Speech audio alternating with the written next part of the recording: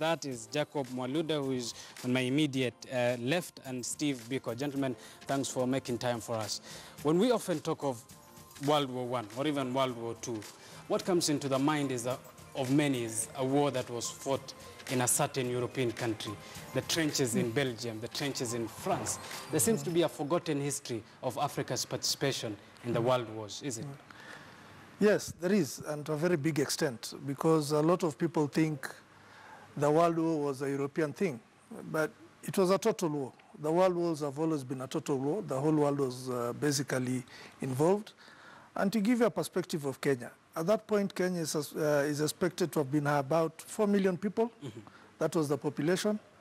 And at the height and the peak of the war, 1 million people were actively involved in the war. That is 25% of the population. That's a quarter of the entire population. Another 25% was indirectly involved with the war.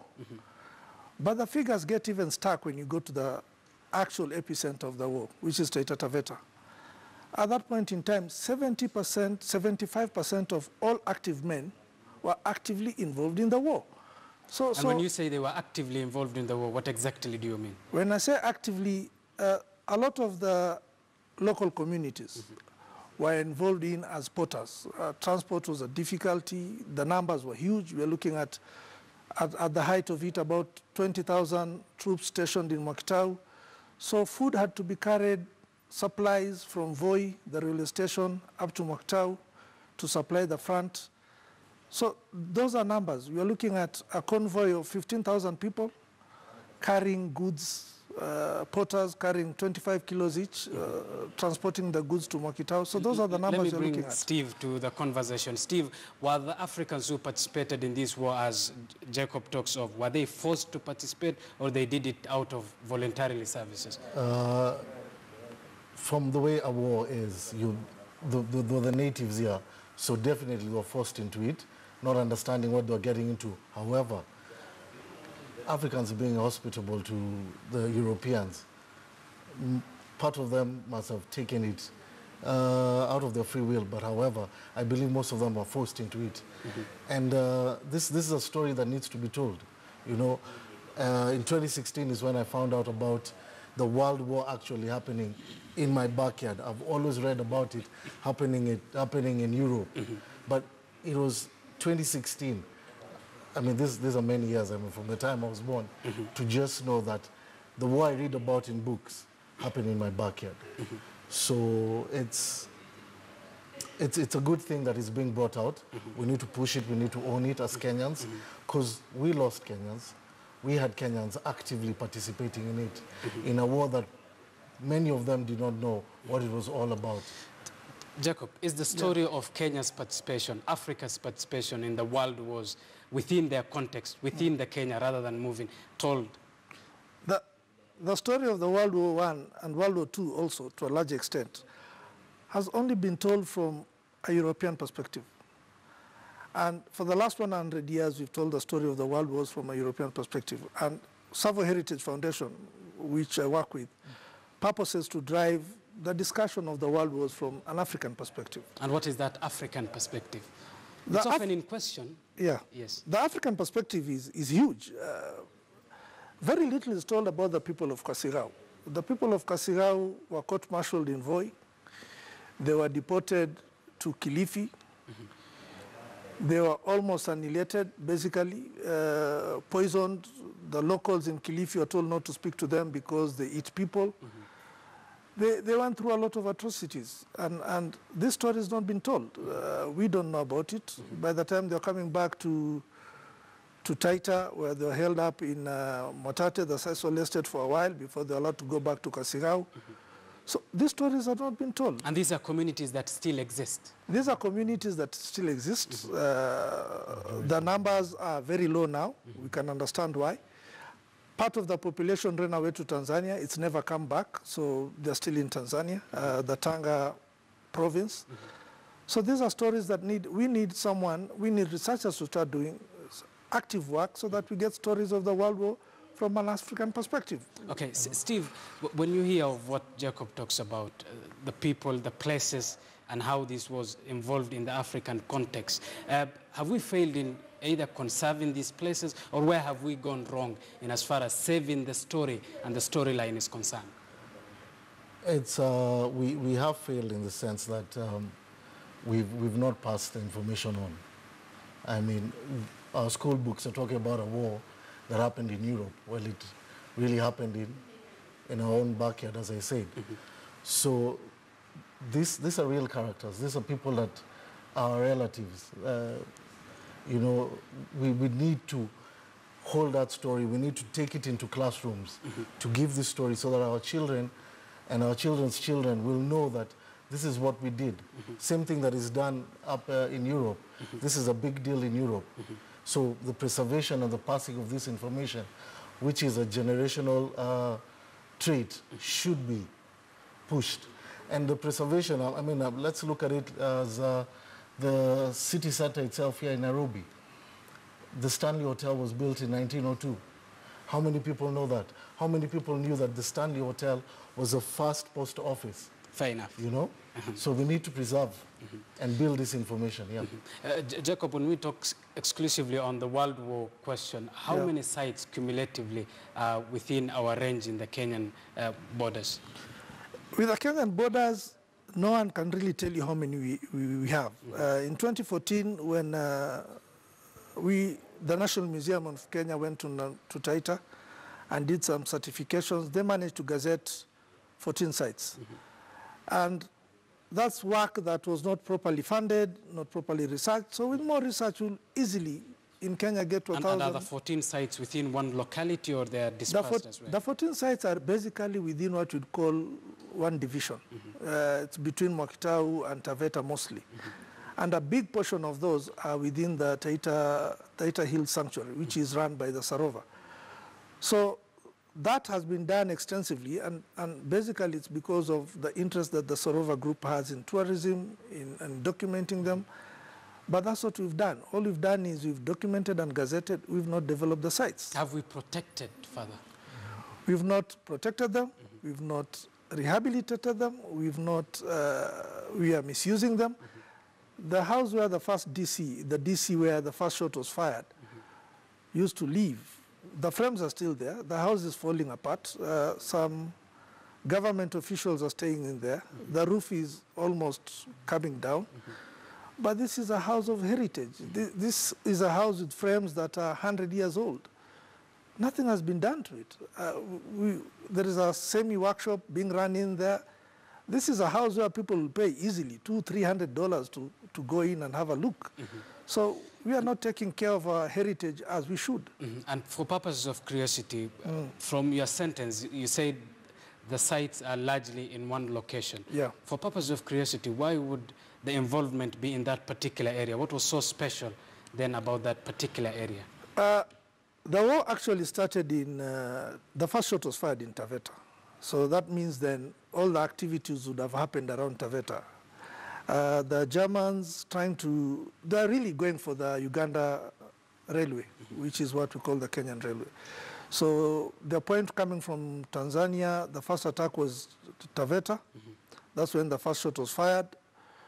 And so that means all the activities will be around there. They pushed the British back to Salaita, and the Germans established a very heavy base at Salaita. And if you know Taita as well, you'll find that it's like a bottleneck. So you have these hills and you have a gap in.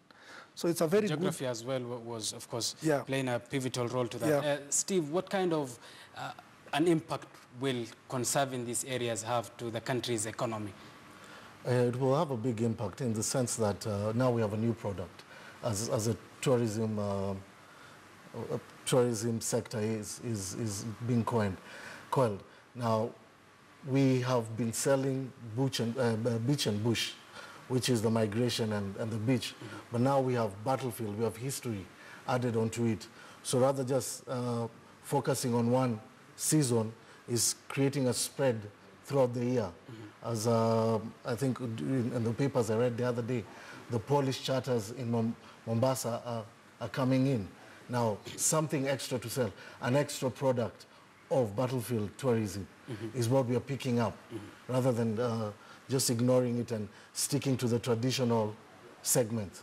So it's expected a big impact. Jacob, Steve talks of tourism. Yeah. When you talk of the bush, you understand what is in there. Yeah. When you talk of the beaches, you know and see what is in there. What is in these sites of the First World War? World War I is a sentimental tourism product. And I can give you roughly so that you get context, because sometimes you lose context of what it is. South Africa in 2014 started developing their sites. And we have what would be 20 times over better product than South Africa. Because in battlefield tourism, all you're doing is you develop a site, you put information about what happened in that area. Even if there is nothing, it has location, it has history to it. And in South Africa now, the waiting period for battlefield tour is 2 years. You pay, wait for 2 years to go for safari. Because it has already been booked entirely? Yes, totally booked for 2 years. So if I wanted, me and you, I said I'm taking you for a South African battlefield safari, which is, by the way, about the Boers War, we do pay and wait for 2 years before we go. But now, the saddest thing is we are not developing what is a free, it's a free goal. I mean, look at it this way. There's so much noise about battlefields and commemorations and the World War I in Europe now, that the whole of Europe is ripe and ready. All we need to do is develop the products. The marketing has been done. We have 70 presidents meeting today in Paris for the peace conference, the commemorations, amities. What are we doing about it? We have the products in Taita.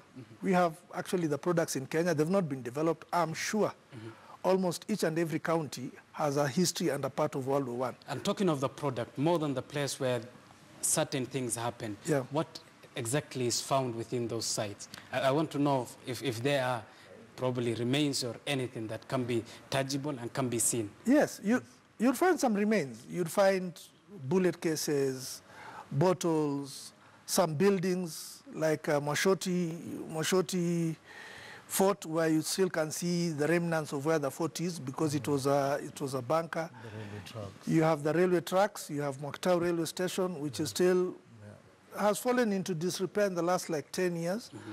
You have Snippet, the Snippet Hill, where you still see the embankments and the fortification. But most interesting, you still have the water tanks of Moktau, which are still being used to date. So the history is there. It's just we need to focus and see it for what it is, a gold mine that has not been tapped. Okay, Steve, for someone who is seated home, probably watching us this morning, and we are talking of battlefield as a tourist destination, asking themselves probably the question of why should I visit? What kind of a sassy thing is in there? Just like the reason why people go to museums. Okay, the museum carries different aspects of life, but history is usually one of them, very key. And this is a war that we participated in. As I said earlier, we should own it. So, and as you build within heritage and culture, when you go and visit a site, you want to know, what was this place all about, you know? What role did it play in my life as an individual, as a country?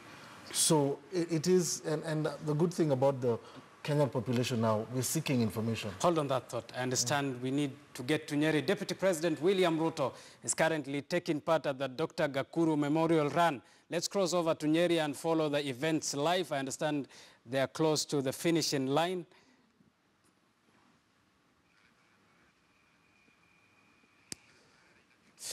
Okay, and unfortunately, Deputy President William Ruto is currently taking part in the Dr. Gakuru Memorial Run. Let's cross over to Nyeri and follow the events live. Okay, and I understand we'll get back there in a minute's time. You are continuing with telling some of the advantages that are there, if you will kindly continue. This is part of our history as Kenyans, okay? And we should own it, getting to know about it and being proud of it, and understanding that we contributed to a world event, let's call it event, is very important. All around our neighbors, Zambia, Tanzania, it's a big deal. You know, as Jacob just said, the people of Kasigao who came back and ran away to Tanzania. I mean, these are relatives. These are people we know. This is the impact the World War had on us. Hence, it's something we should appreciate and own. And Jacob, do you believe that preserving these areas, these sites, will in one way contribute as well to the knowledge that we know and the participation of Africa and even Kenya in the World War I and World War II as well? Yes, definitely. And rehabilitation and conservation has several aspects to it. The first one is awareness. So you get the whole populace to know that this happened. And that has many advantages to it. One, peace. You know how painful war can be, what it can cause, so it makes you keep peace much more easily. Secondly, by doing that, then you start conserving and people start understanding their history and what anchors them and where they're coming from. But more importantly, and what I don't want to get lost is the economic advantages, because finally, if anything has to be sustainable, it must be financially viable. And when you start looking at numbers, the numbers are crazy. You look at Flanders, where currently, by 2 years ago, they are doing 12 million visitors. 12 million. These are product development over 10 years. So they moved from 2 million to 12 million. These are huge numbers. Flanders is in Belgium. 60% of those people, the visitors to Flanders, are not from Europe. They are from outside Europe. So Kenya, we are struggling with 1-2 million visitors. So what would happen if you developed the sites? Is there potential of driving that tourism numbers, what we are struggling with, to and are there indicators to the potential of driving that as of now? Steve? Yeah, there. I mean, well, for example, we did a tour once, and one of the gentlemen were with, the British gentleman, recognized the great-grandfather on one of the burial sites, on the tombstone. So well, how many more other people like this are out there? And if we're able to bring this out, how many more can we bring in? And which brings us back to the traditional tourism seasons of sticking July, August, and September, and extending it from January to December, where you have continuous... Meaning you can visit those sites anytime of the year? Yes, and now with where Taita is, the SGR, you know, whether you land in Mombasa, you land in Nairobi, you jump onto the train, and you're immediately there. It's another 30, 45 minutes drive, and you're at the epicenter of where the war took place, and you're able to visit these sites. So it's, the numbers are there. We need to exploit. We'd rather jump into it, try it out before we say it doesn't have numbers. Fair enough. But it's been done before, so I believe it should be able to. Jacob, more than just the tourists who are coming, more than the numbers, what kind of an economic impact will it have to the common, probably, Kenyan who lives in Taita, who lives around that area, if these sites are conserved? If you conserve those sites, the best thing is to look at what has happened in other areas. So if you look at Normandy, France, the economic impact of 4.6 million visitors a year is 1.5, 1.8 million euros. That is money that will go into the local economy. That is huge. You're talking about a product, if well developed, can almost sustain a third to half the county budgets. So the potential is huge. The potential and the spread of it is even huger, bigger, because when you look at the ecosystem, environment challenges, which is a big thing now, charcoal burning and all these things, timber, land. If you move these people to tourism and the value chain of developed out of battlefield, then you keep the ecosystem. Hold on that thought. I understand we need to get back to Nyeri. Deputy President William Ruto is currently taking part in the Dr. Gakuru Memorial Run. Let's cross over to Nyeri and follow the events live.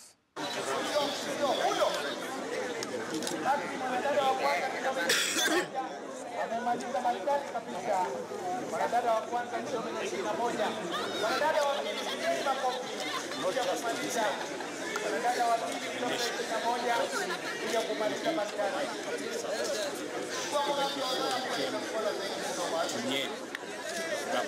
Number 3 kilomita maridadi. Number 3 right.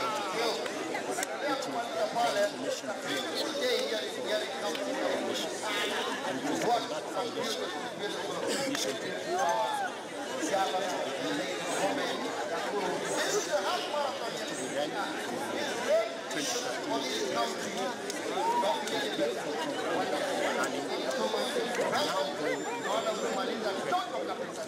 Wima nakale kamera kayo kamera TV na hiyo waro na ngosiki mboko nyeleza.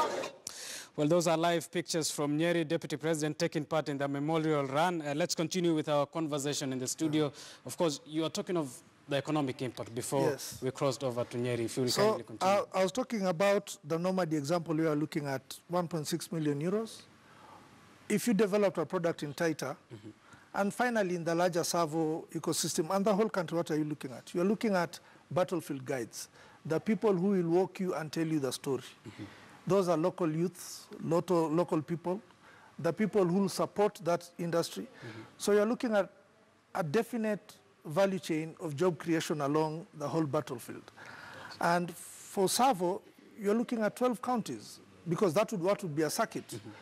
So that circuit alone, the potential for new jobs, permanent, casual, and the value chain that can support several families. It's good that you mentioned the role of young people in as far as job creation is concerned. Are these guards people whom you will train therefore, or they already know the history, and as far as the knowledge of the history is concerned? So I'll tell you what South Africa did.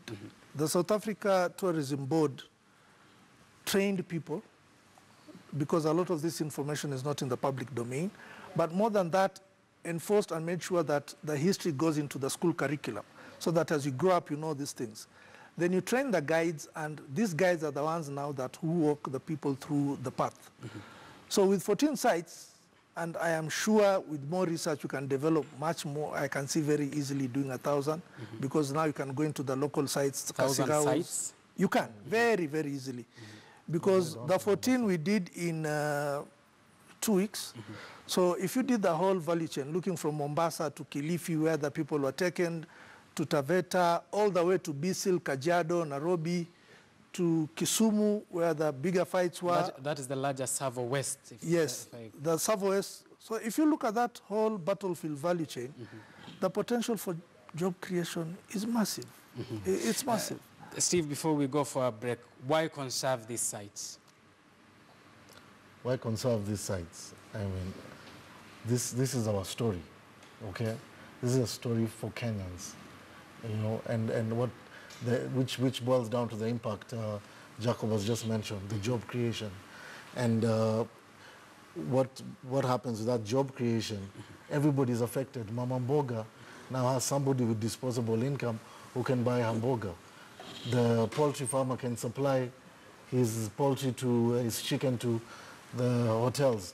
So it's conserving this has a bigger impact to us as Kenyans than we can think about it. So it is very paramount that it is given the priority it needs. Yeah. So conservation is key. Conservation of anything, you know, that's heritage and culture conservation, you know. It's part of our heritage. Jacob, regionally, if you were to assess, be it in the East African context or even in the African continent, which region will you consider has the most of found sites as of now? Kenya and Tanzania. Kenya and Tanzania, basically because you have to look at it from the two combatants. One was British-based, the Commonwealth, the other one was the Union forces led by the Germans. So there are a lot of sites there. But what is interesting in Kenya took the lead in starting to develop the sites in 2014. But we've lost it. We've lost the lead because Zambia, where the war ended in Bala on the 25th, 1918, is having a national event, an international event led by the presidency, driving the commemorations. So a lot of media people from Australia, Europe, who had committed to come to Kenya for the commemorations in Taita on the 25th, are moving to Mbala. And the only reason is the government has taken the lead and the presidency is leading the commemorations. And as we conclude, what will you want the government to do? What will you want done differently from what's going on now? 30 seconds each. Jacob. Easy. We need the sites developed. We need the sites developed. We need the commemorations marked and anchored by the national government to be given the level of seriousness and so that they can develop the kind of impact that is needed. So for me, looking forward as a starting point is the government needs to spend money to develop the product, We have the potential, but the product needs to be developed so that we can start pulling in the numbers and KTB can take over and start marketing the sites. Fair enough. Let me give Steve as well 30 seconds. The government, for me, should ensure this goes to the school curriculums, make sure that the knowledge is passed on through our schools, and take a lead to ensuring that this heritage is preserved, as Jacob just rightly said, and take a bigger role on it, because this belongs to the people, and the government is the people. So, fair enough. Gentlemen, many thanks for talking to us and enlightening us of the side that many, inclusive of me, did not know. Jacob Mwaluda, Steve Biko, thanks for making time for us. We are taking a short break here. When we come back from the break, we will delve deeper into health and discuss diabetes. I know you don't want to miss on that. Stay tuned. We'll be back after this break.